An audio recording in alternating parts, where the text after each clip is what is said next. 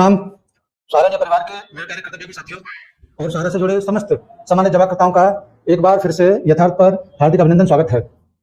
दोस्तों, वैसे तो मैं अपने किसी वीडियो में किसी कहानी वगैरह का जिक्र नहीं करता हूं, लेकिन किसी ने मुझे एक प्रसंग भेजा जो इस वर्तमान की परिस्थितियों में जो मेरे बारे में सोचते हैं उनके लिए बिल्कुल सटीक बैठता है। एक हलवाई की दुकान पर एक कविराज जी जलेबी का नाश्ता कर रहे थे। उस समय एक कौवा दही में चोंच मारकर उड़ गया। हलवाई को थोड़ा बुरा लगा और उसने एक पत्थर खींच के मारा। बदकिस्मत रहा वो कौवा, जो वो पत्थर उसके ठीक निशाने पर लगा, कौवा वहीं पर मर गया। उस कवि को बड़ा दुख हुआ और जब वो पानी पीने नल के पास जाता है, वहां पर एक कोयले से उस जगह पर लिख देता है, काग दही पर जान गवायो। वो फिर वहां से निकल लेता है। उसके बाद एक लेखपाल जी आते हैं वहां पे पानी पीने, तो उन्होंने उस लाइन को जब पढ़ते हैं तो मुस्कुरा जाते हैं, कहा किसी ने ठीक लिखा है, कागद ही पे जान गवायो। उसके थोड़ी देर बाद वहां पे एक मजनू टाइप से व्यक्ति आता है, जब पानी पीता है तो फिर वो मुस्कुराता है कि शायद ये किसी ने मेरे ऊपर ही लिखा है, का गधी पर जान गवायो। यानी कि तीनों के दृष्टिकोण उस चीज को पढ़ने के लिए अलग अलग मायने निकालते हैं वो लोग। ऐसी स्थिति में तुलसीदास जी की एक दो लाइन याद आती हैं, जिनमें उन्होंने लिखा है, जाकी रही भावना जैसी सो मूरत देखी तुम कैसी। ये यथार्थ के ऊपर भी सटीक बैठता है, क्योंकि हम किस उद्देश्य से अपनी बातों को अपने कार्यकर्ताओं के समक्ष रखते हैं, हम किस उद्देश्य से अपने जमाकर्ताओं को तमाम सूचनाओं को एकत्रित करके उनके पास तक पहुंचाते हैं, लेकिन तमाम लोग उसको अपने अपने दृष्टिकोण से देखते हैं।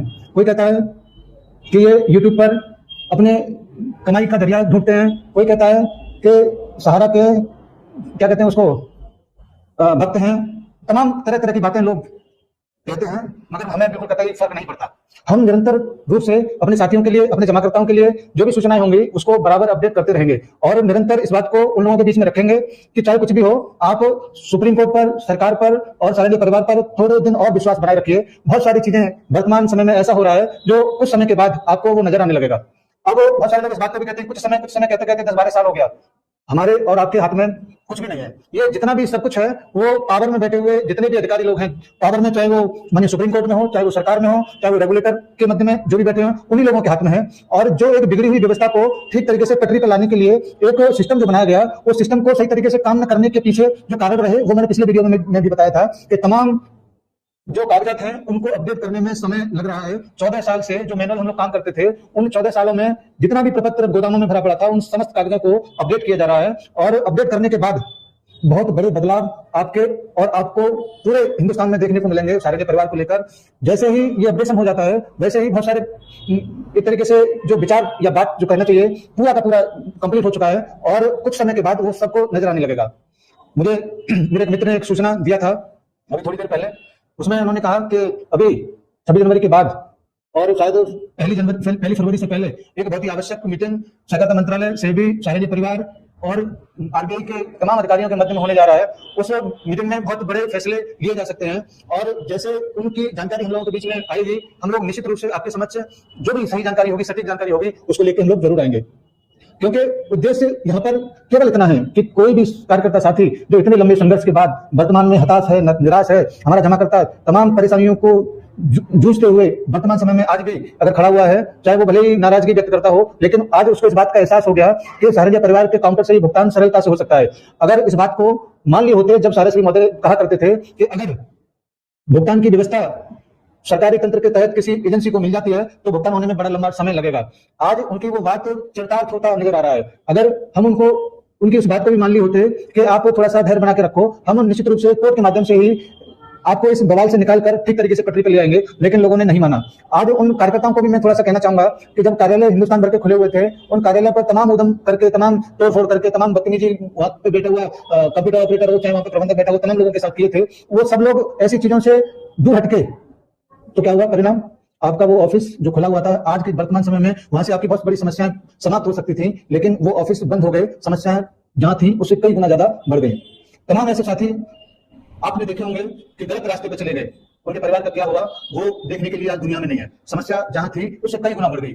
आज माननीय सारश्री जी आज इस दुनिया में नहीं है, उनके जाने के बावजूद भी आपकी समस्या का समाधान नहीं हुआ और मैं यही सबसे कहता हूं कि आप थोड़ी देर सड़क के किनारे आंख बंद करके थोड़ा खड़े हो जाओ। इस दुनिया में किसी के ऊपर कोई फर्क नहीं पड़ेगा, फर्क केवल आपकी माँ के ऊपर पड़ेगा, फर्क केवल आपके बच्चों के ऊपर पड़ेगा। इसलिए कोई भी गलत कदम उठाने से पहले अपने परिवार की तरफ देखिए और महसूस करिए कि कितनी बड़ी मुसीबत में, कितनी बड़ी कष्ट में वो लोग पहुंच जाएंगे। मैं अपने कार्यकर्ताओं से यही कहता हूं कि जो कुछ भी दर्द आपके अंदर है, उस दर्द को थोड़े समय के लिए और दफन करिए अपने सीने में, और उसके बाद जब जो व्यवस्थाएं आने वाले समय में होने जा रहा है, उन व्यवस्थाओं को देखकर आपकी सारी प्रॉब्लम, सारी समस्याएं खत्म हो जाएंगी। इतने दिनों का हैप्पी टैक्स समाप्त हो जाएगा और हम एक बार पुनः बहुत अच्छे मुकाम पर जरूर पहुंचेंगे।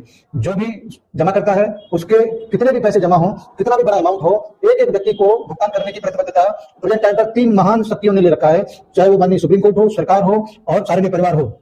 अगर हम इनसे ज्यादा ताकतवर हैं तब हम शायद कुछ कर सकते हैं, तब हम उनके खिलाफ खड़े हो सकते हैं, तब हम रिजल्ट की उम्मीद कर सकते हैं। लेकिन हम और आप एक साधारण व्यक्ति हैं, कभी भी इन ताकतों से नहीं जीता जा सकता, क्योंकि पावर उनके हाथ में है। अगर किसी बिगड़ी हुई चीज को बनाने के लिए तीनों शक्तियों ने इकट्ठा होकर एक मेज पर जब सारी तैयारियां, सारी प्लानिंग करके वो आगे आए हैं, उसमें केवल गलतियां यही थी कि ये कभी सोचा नहीं गया कि पोर्टल के माध्यम से भुगतान होगा। वो अगर सोचा गया होता तो पहले से ही ये सारी तैयारियां करके रखते तो शायद ये प्रॉब्लम नहीं होती। सबसे बड़ी समस्या यहाँ पर एक और आ रहा है कि तमाम रिकॉर्ड ब्रांचों के बंद होने की वजह से समय पर मुख्यालय नहीं पहुंच पाए, इसकी वजह से तमाम दिक्कतें का सामना करना पड़ रहा है। उन सारी चीजों से जूझते हुए अब हम परिणाम की तरफ अग्रसर हैं और बहुत जल्दी अभी जो मीटिंग होने वाली है, उस मीटिंग के माध्यम से तमाम सूचनाएं, तमाम जानकारियां आप लोगों तक पहुंचेंगी और उन जानकारियों को लेकर बिल्कुल बिना समय गवाए आप तक जरूर पहुंचेंगे। मुझे उम्मीद है कि जो कहता है वो कहे, कोई रोक नहीं सकता। यही इस लोकतंत्र की खूबी है।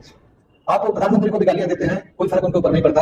आप हमको भी गालियां देते हैं, हमको थोड़ा कष्ट जरूर होता है कि जो व्यक्ति आपके हित के लिए आपके साथ में खड़ा है, उनको भी आप इसी तरीके से व्यवहार करते हैं। अगर अन्य लोगों की तरह, अन्य वरिष्ठों की तरह हम लोग भी आपके समझ नहीं आए तो जानकारियों के लिए आपको यूट्यूबर भस्मासुरों के पास जाना पड़ेगा, जो आपको तमाम बीमारियों को पकड़ा दिया है, तमाम डिप्रेशन में चले गए, बीपी के शिकार हो गए, तमाम लोग शुगर के शिकार हो गए, डायबिटीज हो गया। तो ये सब बिना सिर पैर की बातों की वजह से हुआ है। अब जो कुछ भी आपको आने वाले समय में देखेंगे तो एक बेहतर तरीका, बेहतर रिजल्ट, बेहतर परिणाम के साथ ये तीनों महाशक्तियां आपके समझ आएंगी। मुझे उम्मीद है कि मेरे सभी साथी मेरी इस बात को जरूर ध्यान रखेंगे कि प्लीज निराश न हो, थोड़ा सा समय बाकी है, हम लोग फिर दोबारा से विजेता के तौर पर उभरेंगे।